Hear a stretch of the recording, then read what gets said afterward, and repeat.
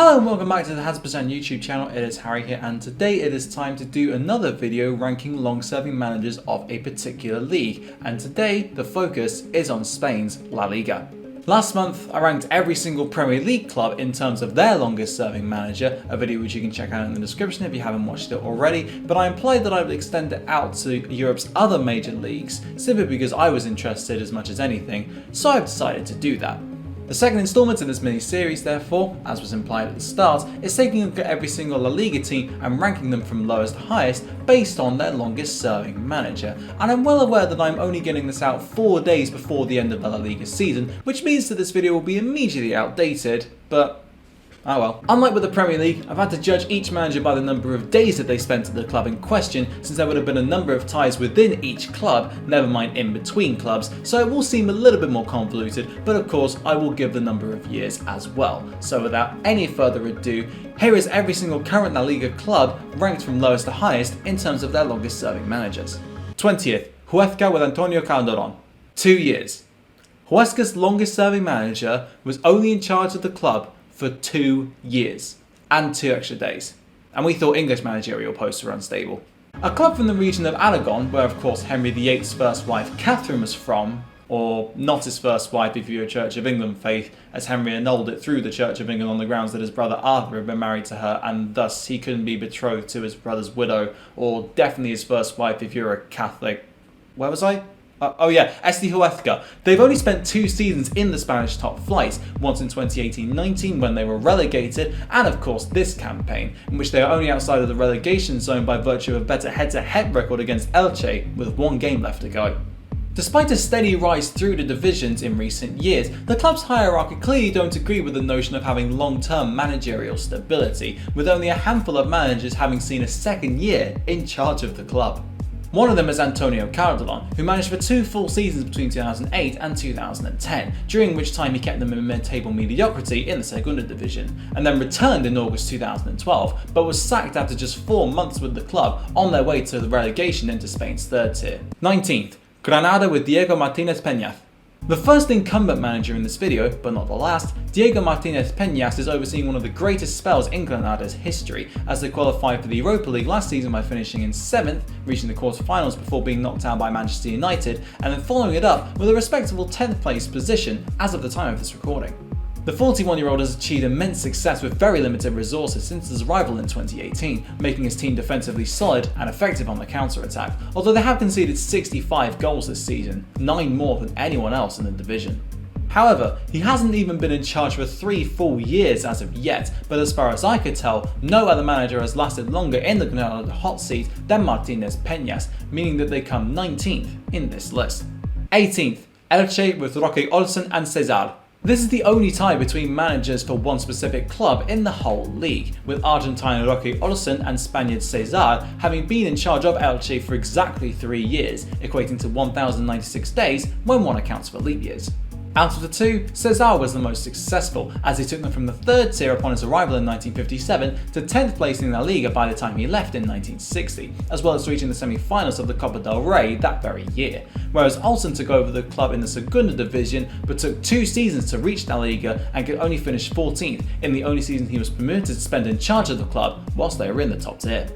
The only club to ever be forcibly relegated from La Liga owing to unpaid tax debts, with that coming back in 2015, Elche could be relegated again this season, needing to better Huesca's results on the final day in order to stay up, owing to an inferior head-to-head record. 17th, Levante with Paco Lopez. Valencia's second strongest team, Levante, have spent almost all of the last 11 years in the top flight, barring the 2016-17 season, and the last 3 have all been under the guidance of their former player, Paco Lopez. Lopez only spent half a season with the Frogs as a player, back in 1995 when they were in the 3rd tier, but he still managed to bag 11 goals in 16 games for them, and ever since his return to the club in 2018, they have been a steady if unspectacular lower mid-table outfit, finishing no higher than 12th, but no lower than 15th. They are in fact only 1 place and 2 points behind their neighbours Valencia at the moment, and they could finish above them for the first time in their history should they win their final game and Valencia lose theirs. 16th, Real Valladolid with José Luis Mendilibar. More famous these days have been the club whom R9 Ronaldo currently owns 82% of. Real Valladolid have spent the last 15 years bouncing between the first and second tiers of Spanish football, and as they currently sit in 19th, 2 points from safety, it looks as though they might be relegated for the third time since 2010. Whilst their current manager Sergio is their second longest serving coach of all time, he has to survive the summer as well as a few months of the new season, by which point they will presumably be in the Segunda División barring a miracle to overtake José Luis Mendilibar at the top.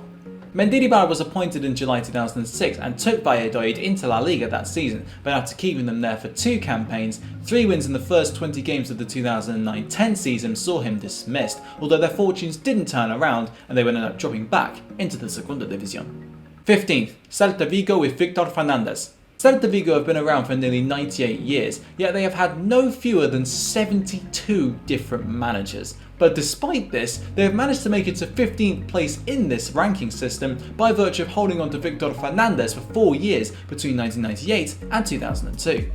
He made them a regular fixture in Europe as they qualified for the UEFA Cup every season he was there and even reached the quarter-finals on 2 separate occasions, as well as reaching Copa del Rey final in 2001 before Fernandez left for Betis in 2002. The season after his departure though, the club would take a massive step forward by finishing 4th and qualifying for the Champions League for the first time in their history, reaching the round of 16 in 2003-04, but this came at the quite dramatic expense of league form, as all their hard work was undone as a result of them finishing in 19th and being relegated to the Segunda División. 14th, Getafe with José Bordalas. The youngest club in La Liga, Getafe were only founded in 1983, but ever since their first promotion to La Liga in 2004, they have spent just 1 season outside of it, that being the 2016-17 season. It was during that campaign that José Bordalas, better known as Pepe Bordalas, took the reins and steered them to promotion via the playoffs, and they became the division's surprise packages under his stewardship as they finished in 8th, 5th and 8th in the following 3 seasons, as well as participating in the Europa League in 2019-20 when they lost to eventual runners-up Inter Milan in the round of 16. This season has been a step back for the Madrid outfit, as they currently find themselves in 16th place, but by virtue of hanging on to Bordalas for nearly 5 years, he is by far and away the man who has spent the longest time managing the club. 13th, Villarreal with Manuel Pellegrini. Villarreal are one of the biggest overachievers in relation to the size of the city in which they are based, as Villarreal itself is a city with just over 50,000 inhabitants, only slightly over double the capacity of the football club's stadium, yet they are in a Europa League final this season and they reached the Champions League semi-finals back in 2006 and finished in 2nd place in La Liga in 2007-08. Those latter 2 events came under the guidance of Manuel Pellegrini, who took charge of the club in 2004 and stayed with them until 2009, when he was appointed as Real Madrid manager and then sacked after just a season. Despite winning the Premier League with Manchester City in 2014 and getting to the quarter-finals of the Champions League with Malaga in 2013, it is his achievements with Villarreal which are perhaps his greatest to date, and the affable Chilean is adored by the Yellow Submarines for propelling the club to heights that seemed unimaginable just a decade prior. 12th, Real Betis with Ferenc Schuja. This one is a little bit confusing, as there are a few who claim that Ferenc Schuja was appointed in 1972 but left in 1976, others who say that he was there from 1971 to 1975, and others who believe that 1971 to 1977 are the correct dates of his time at Betis. The most reputable source I could find though said that he was in charge for 5 years between 1971 and 1976, so that is what I'm going with, and it was a mixed bag for the club in truth, as they were relegated in 1973, bounced back immediately, and then consolidated mid-table for Schuja's final 2 seasons at the club. A prolific forward for Hungarian side Újpest during his playing days, Schuja would also go on to manage Atletico Madrid 2 years after his departure from Betis, but his time in Seville was not only the longest managerial spell of his career, but also the longest that Betis have ever had. 11th, Cádiz with Álvaro Cervera. This is Cadiz's first top-flight season since 1993, and they will extend it out to at least 2 consecutive seasons in La Liga after surviving comfortably this time around, and should results go their way, they could yet finish in their highest league position of all time, which would surpass a 12th place finish which they achieved back in 1988. This has come under the guidance of Álvaro Cervera, who replaced the perhaps unfairly dismissed Claudio Hazzabhajan in April 2016, who had seen his side pick up 1 point from 4 games in their Segunda División B group prior to his sacking to slip into 4th place, which, bear in mind, is still a playoff spot in that division, but Cervera kept them there, won the playoff, and after 3 top 10 finishes in the Segunda División, finally achieved promotion to La Liga in 2019-20. With the way things are going, he looks set to stick around for a little while longer, which would only extend his record as Cadiz's longest serving manager of all time even further. 10th, Eibar with José Luis Mendilibar. José Luis Mendilibar, quite astonishingly, makes his second appearance in this video, as his current spell in charge of Eibar has lasted for 6 years and is topped by no one else amongst all of Eibar's previous managers. Spared of relegation in their first ever La Liga season in 2015 owing to Elche's financial irregularities, the Basque side with a stadium capacity of merely 8,164 people appointed Mendilibar in order to make the most of their reprieve, and it worked for 5 seasons, as they were a constant mid-table presence, even finishing as high as 9th in 2018, but their luck has finally run out this season as they have been relegated back to the Segunda División with 1 game to go. Mendilibar is still in charge of the club as of the time of this recording, meaning that, should he last the summer, he will overtake the man up next, but for now, he is 10th amongst La Liga clubs' longest serving managers. 9th, Valencia with Jacinto Quincoces. We have to head back to the 1940s to find the point at which Jacinto Quincoces took charge of Valencia, as he became the manager in 1948 and stayed there for 6 very successful years. He finished no lower than 5th in La Liga, coming in the top 3 on 4 separate occasions, although the league title would ultimately elude him, and lifted the Copa del Rey in his first and last seasons at the Mestalla before moving to Atletico Madrid in 1954. 67 years on from his departure, Valencia haven't had a manager who has lasted longer than that ever since, and under the temperamental and crisis-ridden ownership of Peter Lim, it doesn't look like that will change anytime soon, with their last full-time manager, former Watford man Amadeo Garcia, not even being given a full season in charge of the club. 8th, Deportivo Alavés with Amadeo Garcia. Alavés are famously the club whom Liverpool beat 5-4 in the 2001 UEFA Cup final to give the Reds a knockout cup treble for the 2000-2001 season, and whilst the man in charge of that team, suitably called Mane, is their second longest serving manager with 6 seasons under his belt, he is pipped to the post by the club's first ever coach in Amadeo Garcia. He was first appointed in 1926 but left the next year, although he came back in 1932 and stuck around until 1939, and for those of you with a semblance of sanity, you'll notice that it is the second of those stints that qualifies him for a place in this video. Unfortunately, his time there was fraught with problems, as the team were relegated from La Liga in his very first campaign and weren't able to be promoted whilst Garcia was still in charge, and the Spanish Civil War put a stop to football in the country completely in 1936, and when it returned 3 years later, Garcia was let go. Joint 6th, Real Sociedad with Alberto Ormaechea. There are conflicting answers as to who is Real Sociedad's longest serving manager, as while some sources say it is Benito Diaz's 9 years in charge of the club that allow him to take the title, others say that he actually spent a few seasons away from the club during those 9 years. So with that in mind, I've gone with Alberto Ormaechea, whose 7-year stint is universally considered to be consecutive. Ormaechea sneaks in ahead of previous entrant Amadeo Garcia purely on the basis that he managed Sociedad over 2 leap years as opposed to Garcia's 1 whilst he was in charge of Alavés, therefore putting Ormaechea just 1 day ahead. He managed the Basque outfit between 1978 and 1985, and it coincided with the best period in the club's history, as they were runners-up for the first ever time in 1980 in La Liga before going 1 step better over the next 2 campaigns and winning back-to-back league titles, the only 2 in the club's history, and they even went unbeaten for 38 league games across 2 separate campaigns between 1979 and 1980, a record which was only beaten by Barcelona in 2018. Joint 6th, Sevilla with Eugenio Eizaguirre. The only exact tie between 2 clubs as far as I could tell, Sevilla's longest serving manager is the oldest one in this entire video, as Eugenio Eizaguirre became their coach all the way back in 1910 and left in 1917, giving him 7 years in charge and putting him level with Ormaechea of Sociedad. During Eizaguirre's tenure, they didn't participate once in the Copa de España, now known of course as the Copa del Rey, and La Liga hadn't been established yet, so they mostly played in either friendlies or regional competitions, although they did win the Copa de Andalucía in its first season in 1917 under his stewardship, the first of 18 that they would win in all, including 16 in its first 19 iterations. 5th, Osasuna with Pedro Maria Zabalza. Pedro Maria Zabalza had spent 2 separate spells with Osasuna as a player, and he did the exact same as a coach, with his first stint being for 7 years between 1986 and 1993.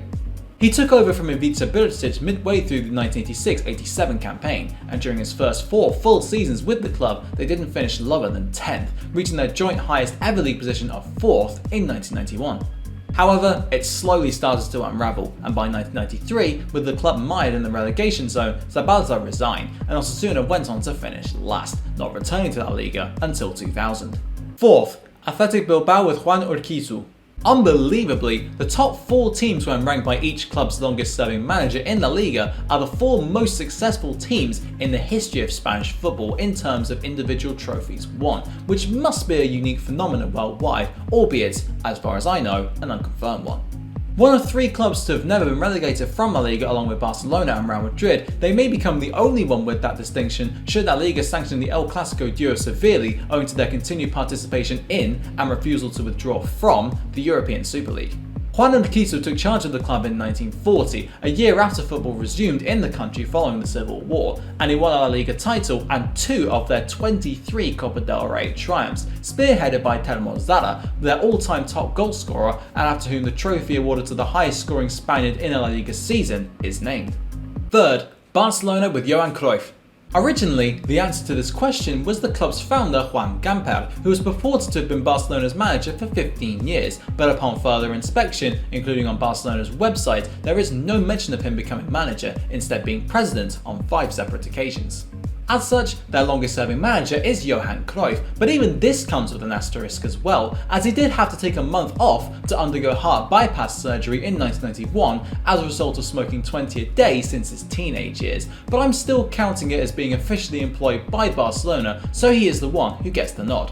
One of the foremost influential figures in the club's history alongside Gamper, Lionel Messi and Laszlo Kubala, Cruyff was originally a player at Barcelona in the 1970s, but returned as manager in 1988 and set about a long-term vision for the club, which included creating their La Masia Youth Academy and playing a total football-inspired passing style of play, which the club has fervently stuck to ever since, even when Josep Bartomeu was club president. It worked, as the so-called Dream Team won 4 La Ligas in a row, 2 Copa del Reys and the first European Cup in their entire history in 1992, although a loss in the final in 1994 set in motion a deterioration in relations between board and manager, and in 1996, Cruyff left the club. Second, Atletico Madrid with Diego Simeone. Coming up to his 10th year in charge of Atletico Madrid, Diego Simeone is a divisive figure in the world of football, as some perceive his tactics to be too defensive and unsportsmanlike, but what is undeniable is that it has served Atletico Madrid extremely well, allowing them to remain a force in the Spanish game alongside the 2 behemoths.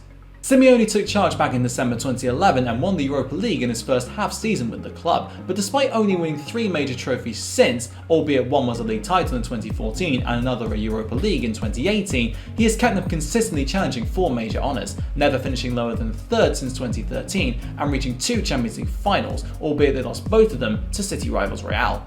Simeone's charges go into the final day of the season with the title theirs to lose, as all they need to do is win or better Real's results, and the mattress makers will lift their 11th La Liga title in all and their 2nd during Simeone's 9.5-year tenure. First, Real Madrid with Miguel Munoz. Real Madrid were the second club who I researched for the purposes of this video, and I jokingly put as a start to the segment originally that they were the kings of managerial stability, especially given how many managers they have sacked over the last 2 decades. However, I was clearly incognizant to the fact that they are the only current La Liga club to have had a manager in charge of them for more than 10 consecutive years, which is quite ridiculous when you think about it. They have in fact had 3 managers to have spent longer than 5 years at the club, with one of them being Miguel Munoz, who is perhaps unsurprisingly Madrid's most successful manager in terms of trophies won. Munoz spent 14 years with Los Blancos from 1960 until 1974, during which time he won a staggering 9 La Liga titles, 2 Copa del Reys and a European Cup in 1966, overseeing the move away from the team containing Francisco Gento, Alfredo Di Stefano and Ferenc Puskás exceptionally well. When put in comparison to the Premier League clubs and their longest serving managers, Madrid would only come in joint 16th, yet with all the current La Liga sides, they come out on top by a staggering 4.5 years. And that just about wraps up today's video on ranking every single La Liga club in terms of their longest serving manager, from the ones who spent the shortest amount of time at the club to the ones who spent the longest amount of time at the club in question. And if you did enjoy this video, please don't forget to hit the like button and subscribe if you haven't done so already, and let me know which league you would like me to do next. Maybe the Bundesliga, Liga, Serie A, maybe even the Thailand 3rd Division. Maybe not the Thailand 3rd Division, that might be a bit of a stretch if I'm being honest. But thank you very much for watching in any case, and until next time, I'll see you then.